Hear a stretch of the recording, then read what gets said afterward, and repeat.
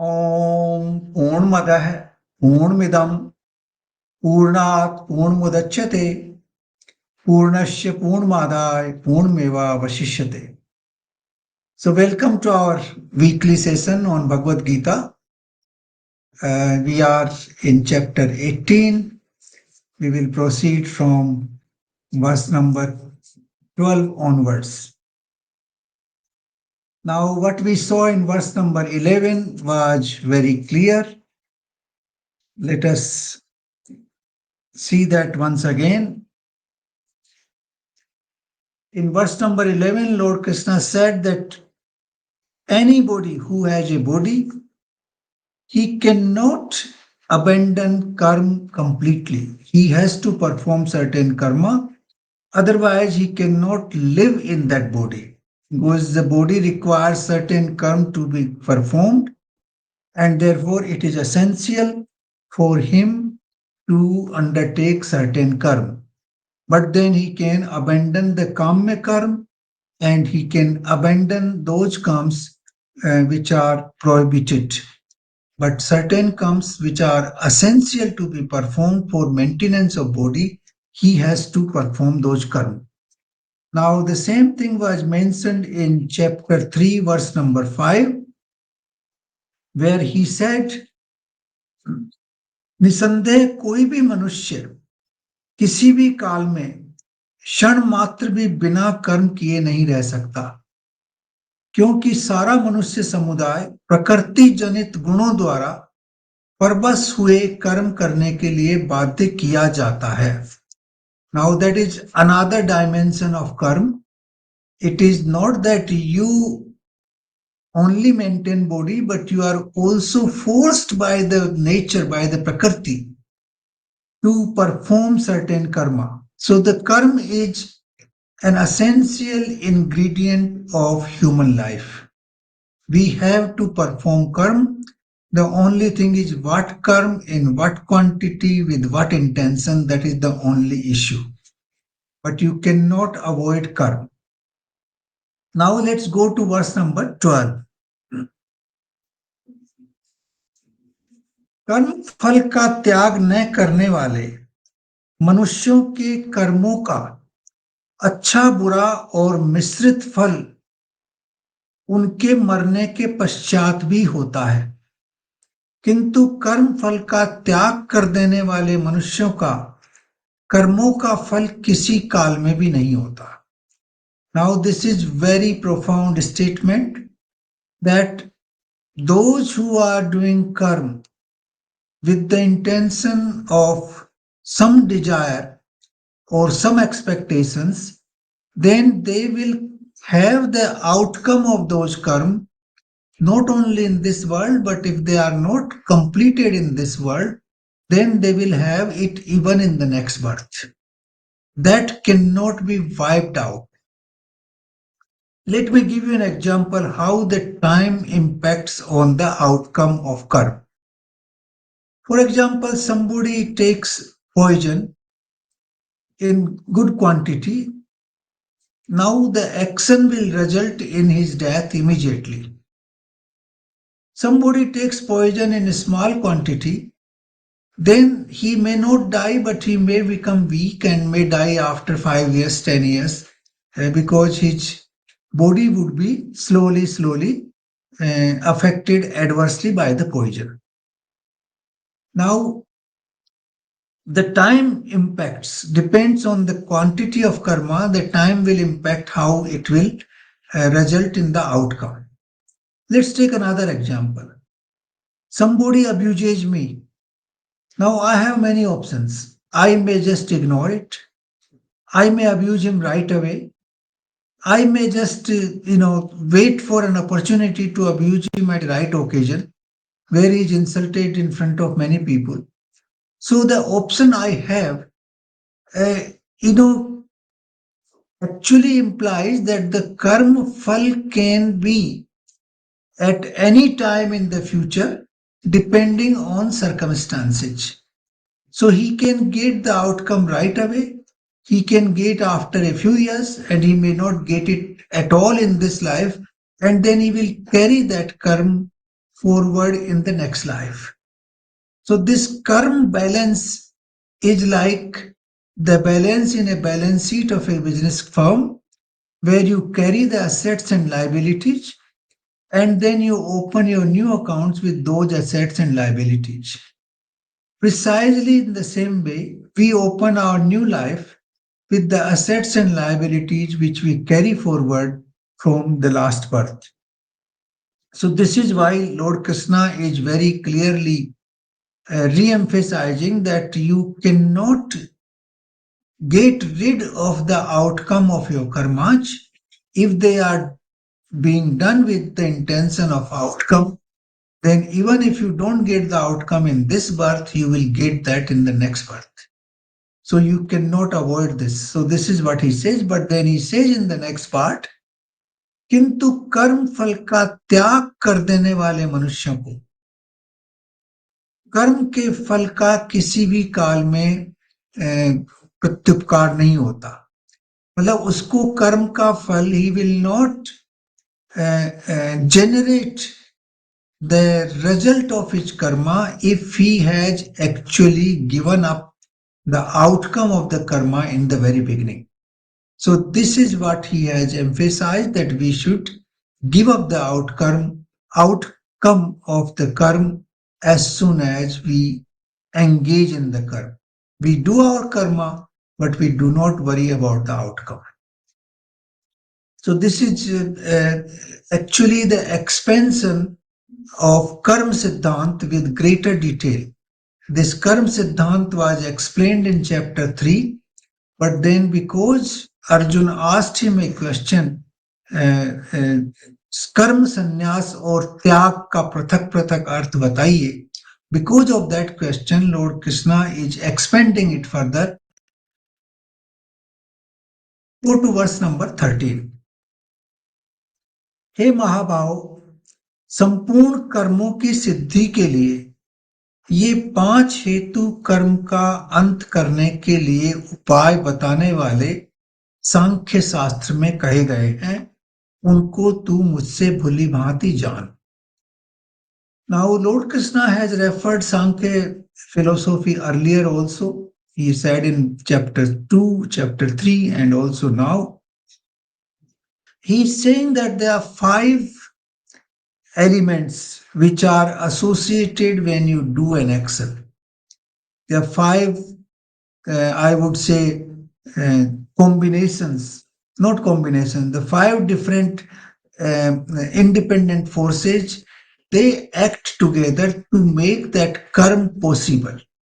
Which are those 5? That is mentioned in verse number 14.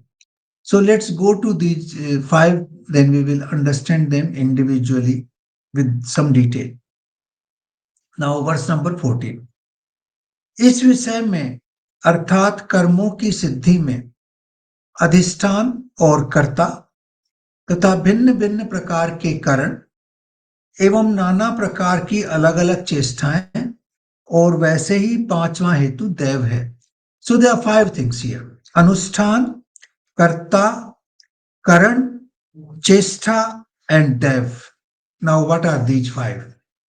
Which makes karma possible, which because of that karma happens.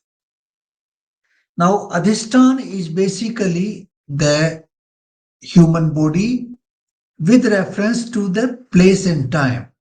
That this particular point in time, this particular point in on the earth, and this is the body. So you identify a person with reference to the time and place. Like you would realize that when any religious ceremony is done in Hinduism, then the Pandit will recite, the first thing he will recite is that, for example, if we do it in Jaipur, then what he will say? He will say, Bharat Dese, Rajasthan Prante, Jaipur Shehar, and then Elanja complex. So he identifies the place specifically with reference to the universe. Actually, they go right up to the universe, and then they come to the earth, and then come to India, and then come to Rajasthan, and then come to Jaipur, and then come to Alanja. So this is the sequence they go. Similarly, they will identify the time. They will say uh, Vikram Samvat 2080, then Falgun Mans, Chodhva Tithi, and then he will also Prahar and all that he will specify. So the reference is to both the place and the time. And in that context, Adhistan means the person, the individual who is doing the karma with reference to time and the place. So that is called Adhistan. Adhistan implies these three things in one way. Then Karta. Karta is who? Karta is basically comes from Ahankar. When you have that I am the doer, then the Karta comes. So Karta is associated with mind and ego. That is the one who does all this. Those who do not uh, behave like karta and they give away all the the proprietorship of doing, then there's no karta in that case. But in normal case, there is a karta, and that karta is ahankar and mind put together. Then comes karan. Karan is the instruments through which you perform the activity. The instruments, like when you know construct a building, you need a shovel, you need variety of instruments. Similarly, with our body, when we perform some action, we need certain instruments. Those instruments are built in our body. The instrument is like, if we want to say something, then the speech comes into play. If we want to do something with hands, then the hands come into play. If we want to see something, then the eyes come into play. So the five senses of action and five senses of perception, पांच ज्ञानेंद्रियां और पांच कर्मेंद्रियां, all these 10 senses are the current, they are the instruments available to us for performing an action. So the action is performed by these 10 senses. The karta is the mind and ego put together.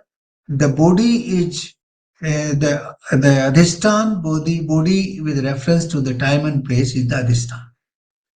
Now chest time. Then you have the equipment with you, but you have to do some effort. Eh? When you speak, then you have to make an effort to speak. When you move certain things with your hand, you have to make an effort. So the effort is the next thing. Without effort, the equipment is not of any use. The equipment can be put to use only when you make an effort. So the effort is the next thing. And then Panchwa Hetu is Dev. Dev is basically, here it can be interpreted in two ways. One is that we have certain inbuilt tendencies since our birth, and those are called sanskars. So we perform these actions based on those sanskara. Those sanskars play, that is the Devic, force within us, and therefore the sanskar play a role in this entire process of karma. That is one way of looking at. The second way of looking at it is the entire universal divine forces in the universe. Though we do the karma, but without forces of nature, for example, the sun is also needed, the water is also needed, the air is also needed, all the natural forces which are around us, they provide support to our karma. Without their support, you cannot perform any karma. So it can be interpreted in two ways. One is the sanskar which we inherit, and the second is the divine forces which are operating in this universe, which make this karma possible. Which with the help of those forces we perform the karma. So these are the five, you can call them elements, or five, hetu, that is the Sanskrit word they has used, five equipment or five essential conditions which are needed to perform any action. So we can call them five essential conditions. So one is adhistan, second one is karta, third one is karan, fourth one is chesta, and fifth one is deva. So these five conditionalities are fulfilled to perform an act.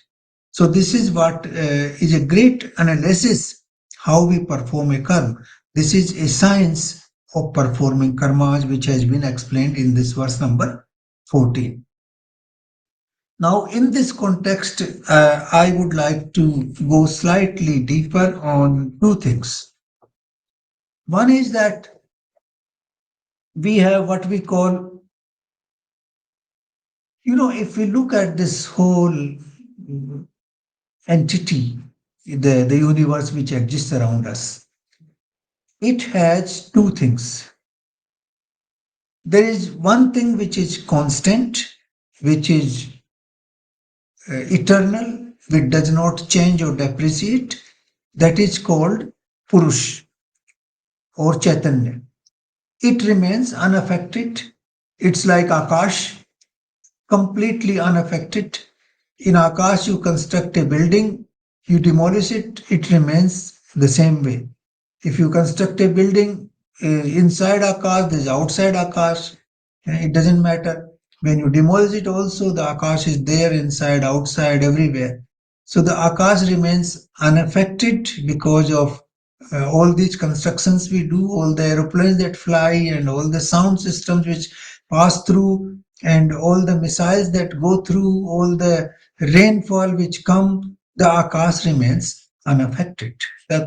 The trillions of activities are going into this Akash every millisecond. Well, all the sound waves we get in our cell phones, trillions of sound waves, they're all coming from there. All the internet, the signals are all coming through this Akash.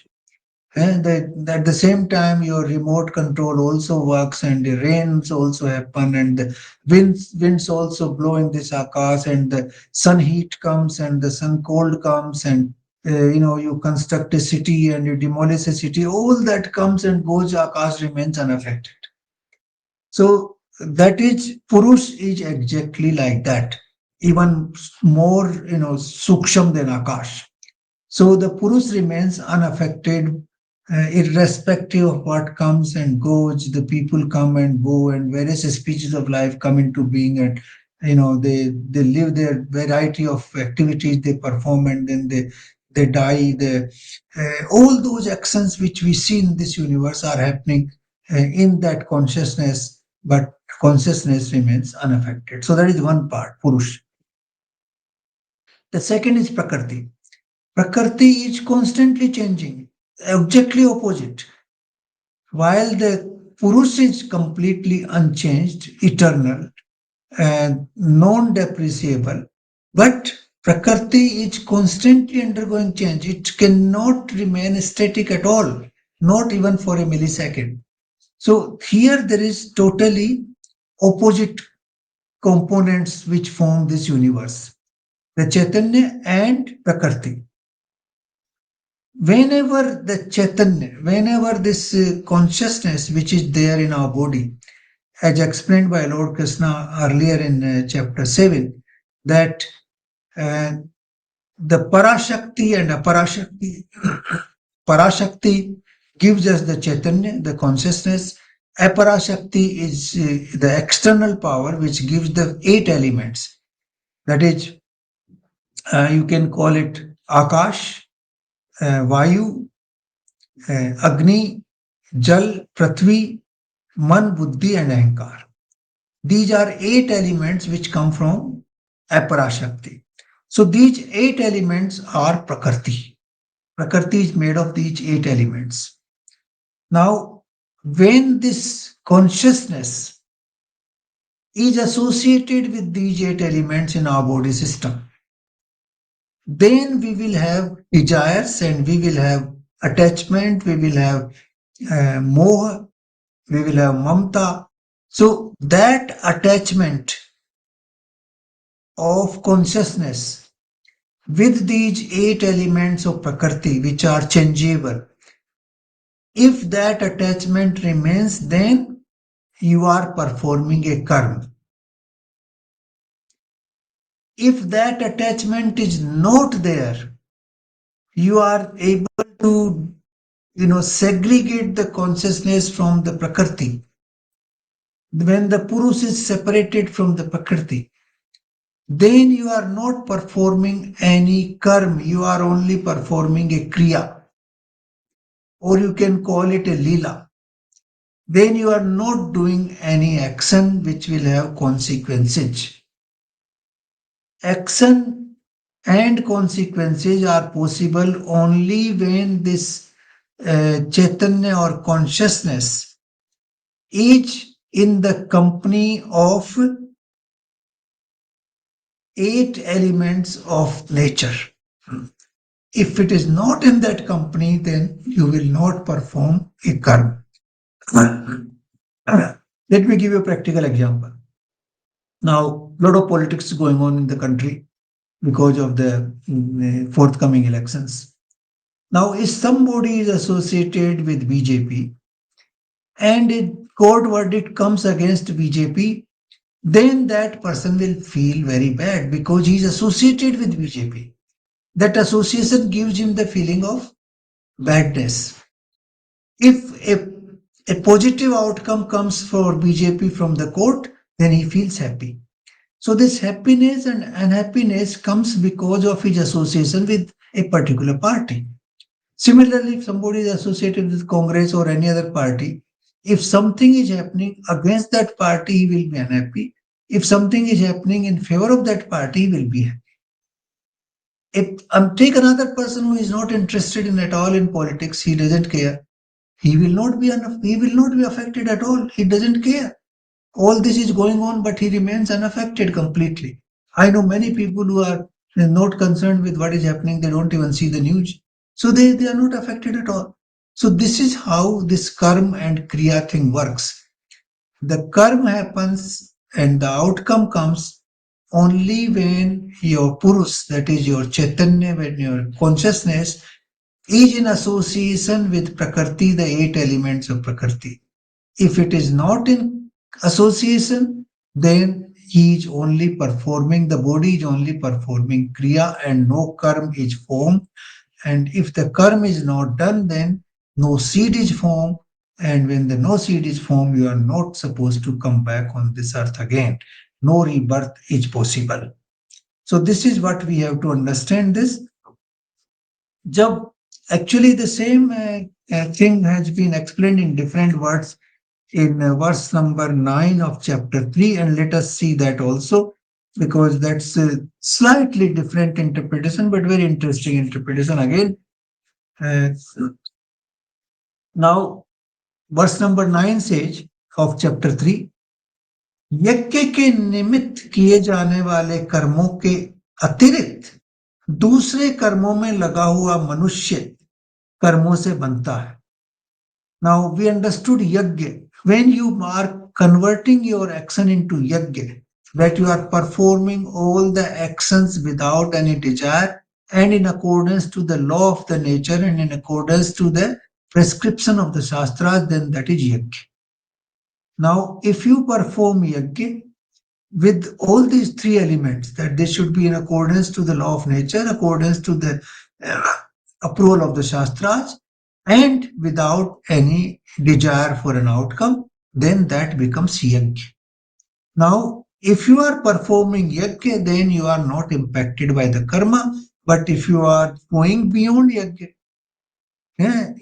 यज्ञ के निमित्त किए जाने वाले कर्मों से अतिरिक्त, उसके अतिरिक्त अगर आप कर रहे हैं, then only you are bound by the action. So this is what this slightly different explanation, but very interesting explanation of Lord Krishna on this issue. So now I think we are very clear that if we can segregate our purus or our consciousness or our chaitanya from the 8 elements, then we are not impacted at all. And what we are performing is just a lila or a kriya. It is not a karma which will impact you as a consequence later on in over time, in this birth or next birth. but it will be completely ineffective. It will not form a seed at all. So this is what he is saying here. Nirlipt, that is, nirlipt means kriya. If you are lipt, then it is karma. If you are nirlipt, then it is kriya. You are not infected. So here these five things, here these five essential elements of karma are mentioned here: adhisthan, karta, karan, chesta, and deva. Now let's see how these elements actually operate in the body. So let's go to the next verse.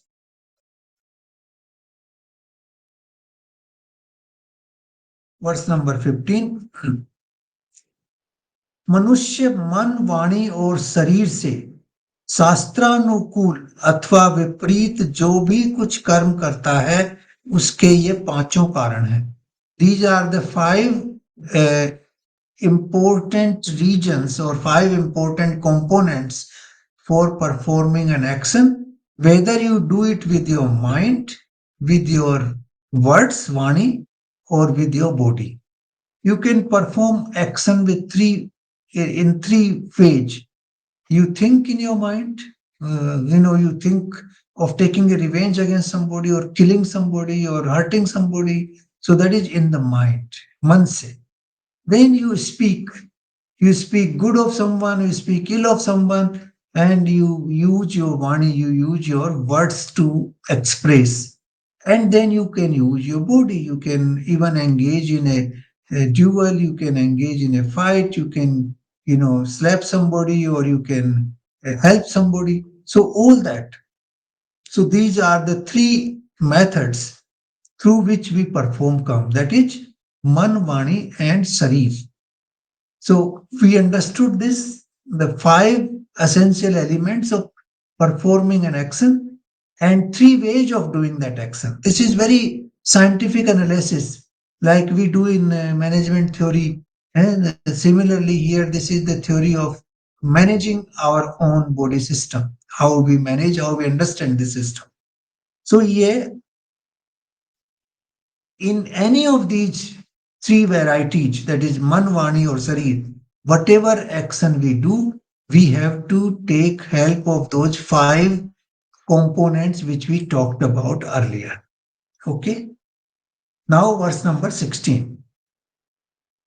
परंतु ऐसा होने पर भी जो मनुष्य अशुद्ध बुद्धि होने के कारण उस विषय में यानी कर्मों के होने में केवल शुद्ध स्वरूप आत्मा को कर्ता समझता है, वह मलिन बुद्धि वाला अज्ञानी यथार्थ नहीं समझता. Now this is the crux. This is the what you call the most significant aspect of what he has been explaining here. Asuddha buddhi and Suddha buddhi. When you feel that you are the doer, when the Chaitanya feels that I am the doer, that is Malin buddhi, Asiddha buddhi. It means you do not understand the reality of your existence. If you think that you are not the doer, then you are having a very Suddha buddhi, a very pure intellect, a thought process which is based on understanding the realities of this universe. So let's read it again. परंतु ऐसा होने पर भी जो मनुष्य अशुद्ध बुद्धि होने के कारण उस विषय में यानी कर्मों के होने में केवल शुद्ध स्वरूप आत्मा को कर्ता समझता है.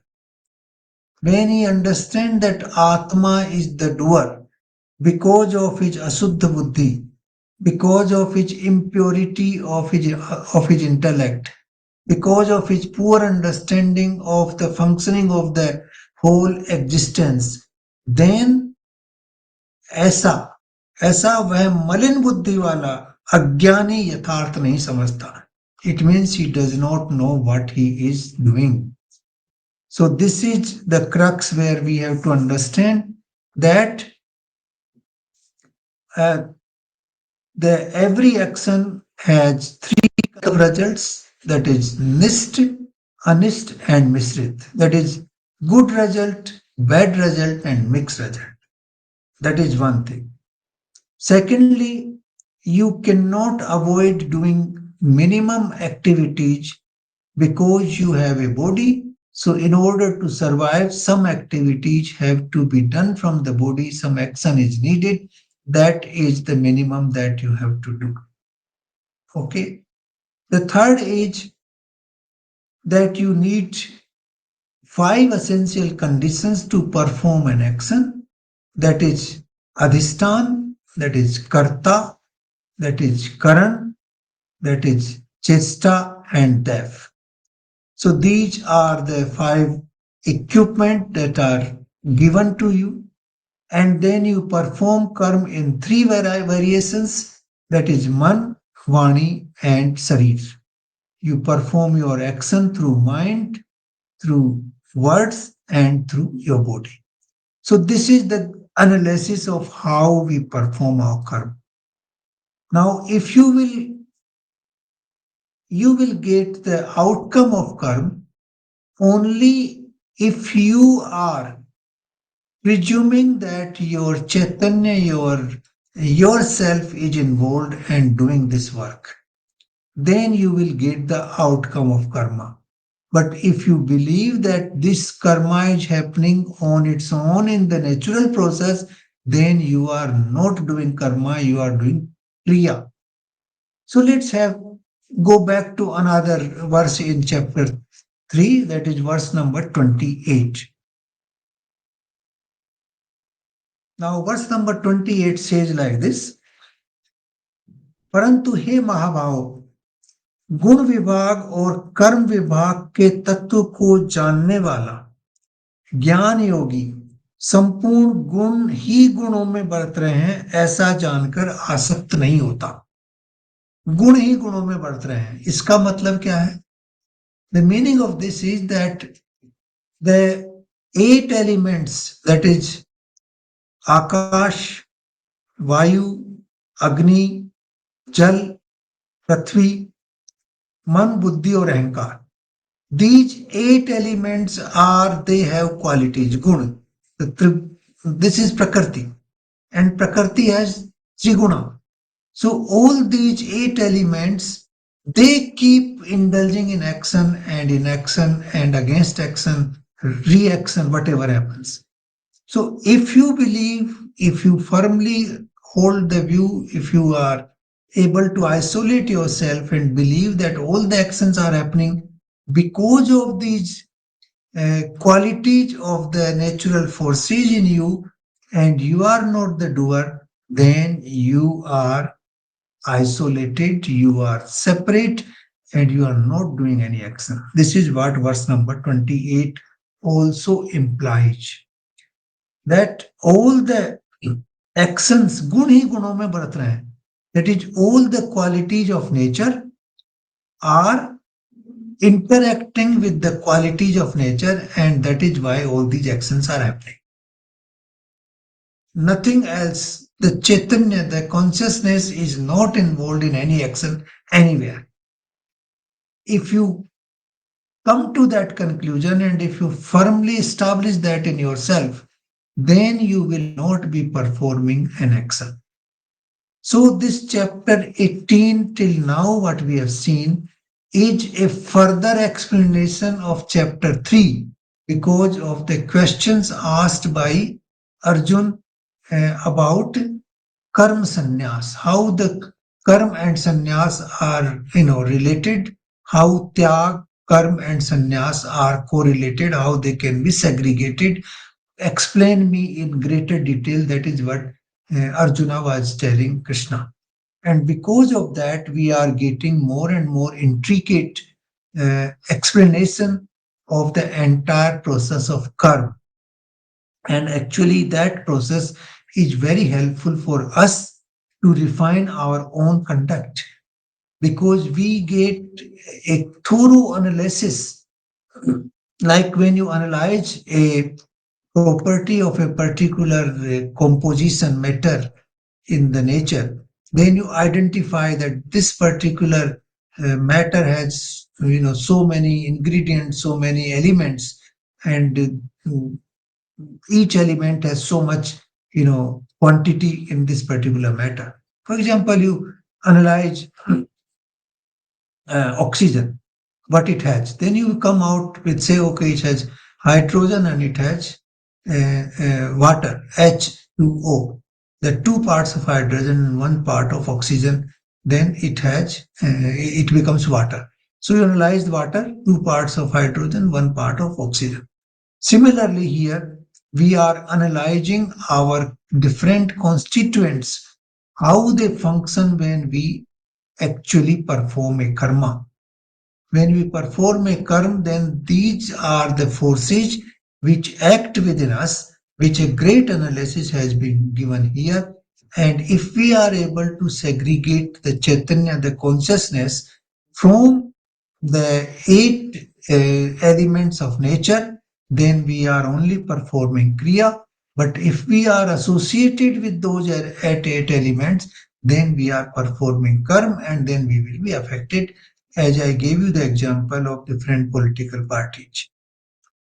So this is how we invite for ourselves happiness and unhappiness in the world by associating ourselves with the body mind intellectual BMI, as we call it, BMI complex. Body mind intellectual complex. We associate ourselves with BMI, and because of that association, we invite uh, happiness as well as unhappiness. Otherwise, we will remain constantly in a state of anand. We will not be impacted by outside actions. Outside actions will not impact on us because uh, we are not associated with our body mind. Our body mind complex is interacting with other body mind complexes. So it's the interaction between BMI of my body and BMI of some. And I remain completely separate from that.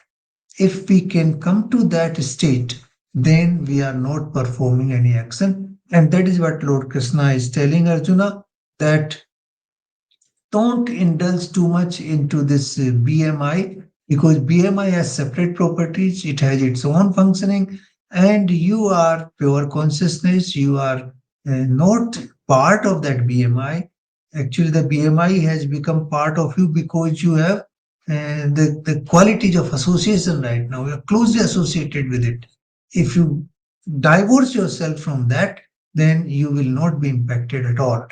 So, this is how the life actually works when we perform karma. So let's see, this is a very interesting analysis of karma, that first of all, the karma fal can be nist, anist and mixed. That is what has been explained in verse number 12. अच्छा होता है, बुरा होता है या मिश्रित होता है कर्म का फल. Okay. And this fall you cannot avoid even after your death. You will get that even you are dead, because that will continue. You can only avoid if you are not associated with the outcome of your action. Then you can avoid. Otherwise, it will follow you. It will chase you in the next birth. It will form part of your, seed in the next. So that is the first thing. Secondly, you need these five instruments to perform karma, that is adhistan, that is your self association with, in association with time and place. Then, so this is all correlated. You see the so-called modern theories of time and space, they are all explained here in great detail, that you are interpreted with reference to time and space. And that is what Pandits do all the time when they perform a puja. They first link the time and then they link the place and then they start the action. So Adhistan is that. Then Karta is the ego and the mental mind part, which thinks that I am the doer. Then that is the Karta. Then the karna are all the 10 senses which help you as instruments to perform. You can use those instruments to perform your action. So the action is performed with the help of these 10 senses by mind and your ego. And then chesta, that is, you have to make an effort with all these senses to perform an action like movement of hand, or you have to see, or you have to speak, or you have to listen, or whatever you do, perform a chesta, that is, you have to make an effort. And then Dev, as I explained, the natural forces which are surrounding us, which enable us to perform the action, and also the sanskaras which we bring at the time of birth, all these put together, they form Devic force. So these are the five forces which are required for performing any action. That is what Lord Krishna is saying. And then we perform action either with mind or with the words or with the body. So these are the three ways we perform our action. And then those people who have whose inner self is not very clean, whose intellect is impure, and who do not understand the realities of life, they associate themselves with the karma. They feel that they are performing it, and therefore they invite outcome for their own self, and they are subjected to the next birth in the process. But if you are able to isolate the Prakriti and the Purus when you are performing karma, then it is not a karma, it becomes a kriya, it becomes a yajna. Yajna is that you are not performing anything, it is happening in the nature because of the operation of the natural forces which are operating in the nature and in other human beings and other species of life. So every species of life has this prakriti which is formed of those eight elements, and these eight elements are interacting with each other, and not you. You are absolutely constant, not affected in any way of anything. You are aparivartanshil, while this nature is all the time parivartanshil, constantly changing. So this is how we can understand these verses up to verse number 16. So I think we'll stop here today because we have got very fantastic and fundamental, uh, I would say, analysis of how we perform our karma and how we can segregate our consciousness from the body, mind, intellect, so that we are unaffected by our karmas. Thank you so much, and I wish you a very happy Holi to all of you. Holi is again a festival where we know the Prahlad, he was son of Hiranyakashipu from the very early age. He actually started worshipping Lord Vishnu, and Hiranyakashipu, his father, was against that. So he said, Hiranyakashipu said that I am the god and you should worship me, not Vishnu, and which was not acceptable to Prahlad. And therefore, there was a conflict between the two. The Hiranyakashipu wanted to kill his son. He tried variety of methods. He threw him from a mountain. He was brought under an elephant, or all kinds of efforts. He was even given poison. Nothing worked. And then finally, the Holika, which is the sister of Hiranyakashipu, she said she has what you call a boon from the Supreme, that she will not be burnt in fire, and therefore she can take Prahlad and sit in the fire. He will be burnt and I will not be burnt. But it happened the other way around. The Prahlad remained unburnt and the Holika was burnt. So it is again a story of prevalence or the victory of good over evil, that the evil ultimately is destroyed. It will take time, but it will be destroyed. It's like the Prahlad story is in the modern time similar to Mirabai's story, where Mirabai was, the Maharana was trying to kill her in a variety of ways, but she could not be killed, and she survived and she remained constantly, in the prayer of the Supreme. So this is what the story of Holy Age. So I wish all of you a very pleasant, very blissful Holi. Let's work for the victory of the good over evil. Thank you so much.